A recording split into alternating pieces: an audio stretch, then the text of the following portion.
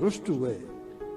वो ग्रामीण घर तक, महल तक छोड़ने के लिए आया, और जब सुशीला को सामने देखा तो सुशीला तो बनी ठनी अब तो सेठानी हो गई थी। सुशीला से बोला, सुशीले तूने मुझे इसके लिए द्वारका भेजा था? तूने तो बोला था कि निष्काम भाव से जाना, दर्शन करके और वापस आ जाना। सुशीला कहती है कि मैंने तो आपको जो कहा था वैसा ही किया है। ये मुझे पता नहीं कहां से आया, कैसे आया, मुझे कुछ पता नहीं। हाँ, मैं इस बात को मानती हूं कि ठाकुर जी का प्रसाद पाकर, मैंने ठाकुर जी का प्रसाद मान के इसका खूब भोग लगाया। बढ़िया कपड़े मेरे सामने आए तो मैंने बढ़िया कपड़े भी पहने, जीवन में कभी पहने। व्यंजन आए सामने तो व्यंजनों का भी भोग लगाया कि ठाकुर जी का प्रसाद है। लेकिन निष्कामी भक्त क्या कहता है? अखंडानंद जी का नाम आपने सुना है? अखंडानंद जी का वृंदावन में संत हुए। उनसे पूछा गया कि जी हमारे प्रारब्ध में ये अरबों करोड़ों रुपए हैं, इनको क्यों नहीं भोगे? ये हमको भोगने की तो मिला है। तो वो कहते थे कि प्रारब्ध से मिल तो गया, लेकिन इसको भोगना न भोगना तो तुम्हारे ऊपर है, क्योंकि ये जहां से आया है ये साथ में लपेट के लाया है।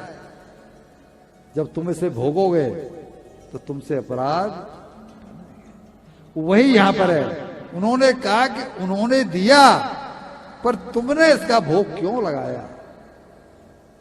तुम्हारे मन में ये भाव जगा कि ये सुख का भोग हम करें, तो अब तुम ही सुख का भोग करो। ये महल धुमेले तुम्हें मुबारक, मैं इसमें से एक रत्ती भर कुछ स्वीकार नहीं करूंगा और न कुछ इस घर का खाऊंगा। इस घर में कहीं इस महल में कहीं मंदिर है तो मुझे मंदिर में पहुंचा दो। और जैसे ही बताया कि वहां मंदिर है, सुदामा जी मंदिर में घुस गए और जाते जाते दरवाजा बंद करते करते बोल गए कि मुझे रोकना टोकना मत, मैं अपने प्राण छोड़ूंगा, क्योंकि मुझे कुछ खाना पीना नहीं है, मेरे प्राण जाएंगे, लेकिन मैं इसमें से लूंगा नहीं। हाँ, तुम्हारे लिए कृष्ण ने पत्र भेजा है, तुमने पत्र लिखा था, उसका जवाब उसने भेजा है, वो झोले में पड़ा है, झोले में से निकाल कर पत्र को पढ़ लेना। और जो अंदर से दरवाजा बंद किया ठाकुर जी ने, दहाड़ने लगी सुशीला कि ये क्या हो गया, ये तो सब उल्टा हो गया। कैसे? कि मेरे पति तो प्राण छोड़ देंगे, ये तो कुछ खाएंगे पिएंगे नहीं। पहले तो अपने घर में सीधा आ जाता था तो बना के खा लेते थे, अब जब महल खड़े तो कौन सीधा देने के लिए आएगा? यहाँ तो कोई सीधा देने के लिए आएगा। तो जब मेरे पति के प्राण नहीं रहेंगे तो वैभव का मैं क्या करूंगी? अब जब डकराने लगी, चिल्लाने लगी, तभी बीच में ख्याल आया कि वो कह के गए हैं कि कृष्ण ने पत्र तेरे लिए भेजा है, जवाब भेजा है, पढ़ लेना। तो शायद उसमें कोई मुझे सूत्र मिले, इसलिए झोले को लेकर आई, पत्र निकाला और पत्र को पढ़ने लगी।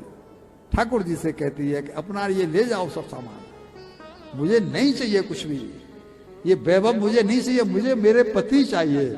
अगर पति नहीं रहे तो वैभव पर क्या करूंगी? ठाकुर जी का सिंहासन हिलाने लगा, ठाकुर जी का सिंहासन हिलने लगा। उससे पहले पत्र सुन लीजिए, ठाकुर जी ने पत्र में क्या लिखा है। ठाकुर ने लिखा, भाभी होनी थी सो हो चुकी, जो अब तक हो गई है ना वो हो चुकी, अब नहीं वैसी हो। अब भाभी तुम महल में नित्य द्वादशी हो, अब भाभी तुम महल में नित्य, अब एकादशी नहीं हो, नित्य द्वादशी हो। भाभी मैं मजबूर था। वो तो शीला को तो पता नहीं है क्या मैटर है, भगवान कह रहे हैं पत्र में, इतना ही लिख छोड़ दिया कि भाभी मैं मजबूर था, दुर्वासा जी के सांप को काट नहीं सकते थे। भाभी में मजबूर था, दुर्वासा का सांप, उस कारण सहने पड़े तुमको इतने ताप, उस कारण सहने पड़े तुमको इतने ताप। यह सब मम कारण हुआ। पढ़ तो रही है पर उन्हें पता नहीं है क्यों लिखा। यह सब मम कारण हुआ, मैं मान रहा निज दोष, भरे रहेंगे अब सदा तुम घर थैली कोस। अब कोई कमी नहीं रही। भाभी, पति तुम्हारे संत हैं, पति तुम्हारे संत हैं, उन डगर चुनी कल्याण। अब तुम दोनों का आज से मैं रखूंगा ध्यान। और जैसे ही सुशीला ने पढ़ा कि मैं रखूंगा ध्यान, उन्होंने अपने ऊपर जिम्मेदारी ले ली, तो तुरंत ख्याल आया कि जब उन्होंने जिम्मेदारी ले ली है तो उन्हीं से ही क्यों नहीं आर्त पुकार करूं। और जब आर्त पुकार करने लगी, फिर सिंहासन हिलने लगा। ले जाओ, मुझे नहीं चाहिए, मुझे नहीं चाहिए ये। मेरी खुशी अपने पति की खुशी में है। ठाकुर जी वहां से भागे, ठाकुर जी वहां से भागे और भाग करके सीधे उसी विग्रह में प्रवेश कर गए जिस विग्रह के सामने सुदामा जी तपस्या कर रहे थे। और फिर आवाज लगाई, सुदामा, और सुदामा। सुदामा जी देख रहे आवाज तो कृष्ण की है, कृष्ण को तो मैं द्वारका छोड़ के आया हूं। फिर आवाज आई, सुदामा। और जो देखा तो ठाकुर जी साक्षात स्वरूप में प्रकट उस मूर्ति में हो गए, और साक्षात प्रकट हो गए, पैरों में गिरे और दोनों एक दूसरे से फिर चिपट गए। फिर शिकायती सुर में बोले, कृष्ण, मैं तो तुम्हारा निष्कामी भक्त हूं, तुमने मेरे भजन की कीमत क्यों लगाई? मैंने तुमसे कुछ मांगा था? मैं द्वारका इसलिए गया था कि तुम मुझे ऐश्वर्य दो। मैंने याचक वृत्ति ली हुई है, तुम्हें पता है। ठाकुर जी भी कहते हैं, भाई मैं मानता हूं तूने याचक वृत्ति ले रखी है, लेकिन जरा मुझे तो बोलने दे। मेरे बोलने से पहले तू ही शुरू हो गया, जरा बोलने तो दे। बोलो क्या कहते हो? अरे भाई, मैंने ये तुम्हारे लिए नहीं दिया है। मेरे भाव को आप समझ जाएंगे, आप सभी पैसे वाले हैं। ठाकुर जी कह रहे हैं, तूने ऐसा क्यों मान लिया कि ये तेरे लिए दिया गया है?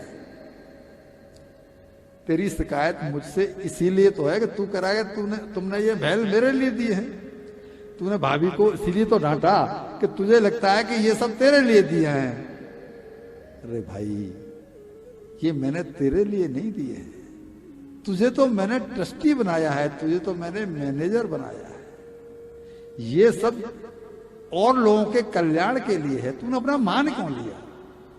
तुझे तो मैं पुजारी बना रहा हूं, ये मेरा है, ये मेरे रहने के लिए है।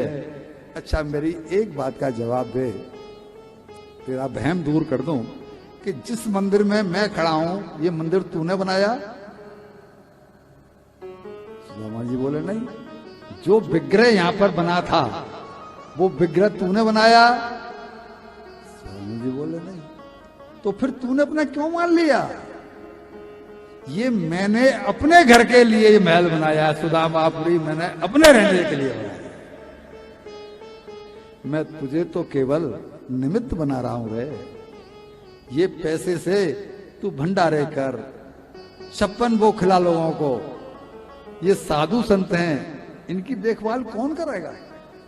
गरीबों को कौन खिलाएगा?